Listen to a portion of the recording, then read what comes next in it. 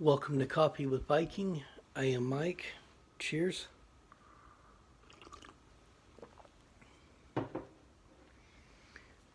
Today's devotion, Where Are You Empty? Matthew 4, 2 and 3.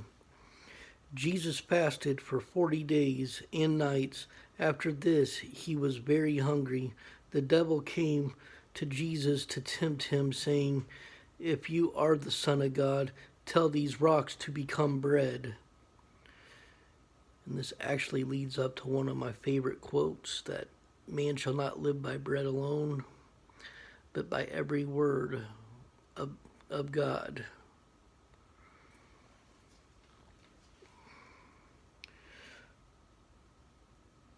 God loves you too much to leave you undeveloped and immature. God disciplines us for our good, that we may share in his holiness. And when he disciplines us, it is to help us to grow spiritually. No disciples seems pleasant at the time, but painful. Later on, however, it produces a harvest of righteousness and peace for those who have been trained by it. Expect to be tested by the devil and watch for his tracks. You can know what to expect. We are not ignorant of his schemes. When General George Patton counterattacked Field Marshal Rommel in World War II, Patton is reported to have shouted in the thick of battle, "I read your book, Rommel. I read your book." Patton had studied Rommel's infantry attacks. He knew the German leader's strategy and planned his moves accordingly. And that is the perfect battle plan. Study your enemy, know what their moves are. And if they're anything like the devil, their plans never change, their moves never change. Once you get it down and you let God lead you, you will definitely be outsmarting the devil with God leading you in there. So study the enemy, be the patents of the spiritual world, and know what your enemy is going to do before they do it. Smartest battle tactic ever.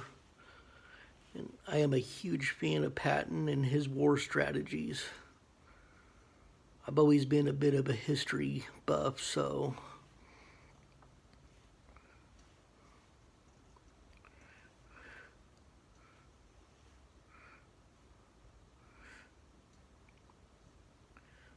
we can know the same about the devil.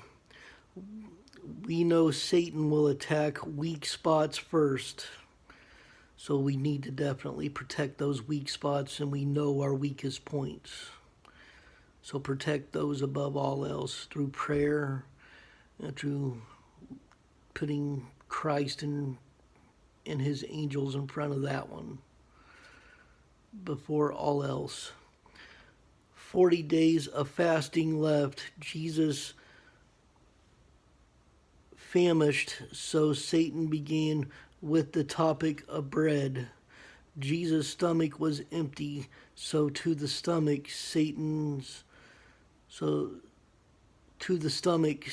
turned. Where are you? Where are you empty? Are you hungry for attention, craving success, longing for intimacy? Be aware of your weaknesses.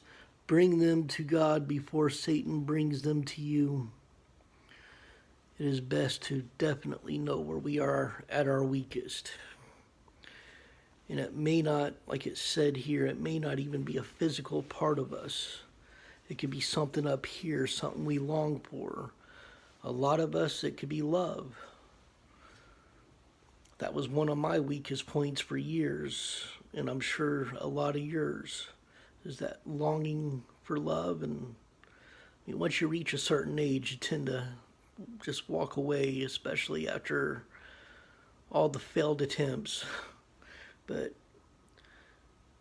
the truth is also I found love through Christ too, and now my longing is to turn ministry into my career. So hopefully this doesn't become a weakness but a strength.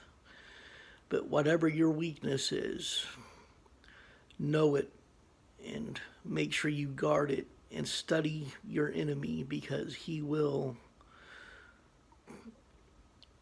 make all the same moves. Satan never changes. He uses the same lies since the beginning of time. The same lies he used on Adam and Eve, he's using on us today. So study him, know what he is up to, and plan in advance to stop him before he makes that move. And above all else, let Christ be the one leading you through. I love you all. Stay blessed. Stay caffeinated. And stand strong with the Lord.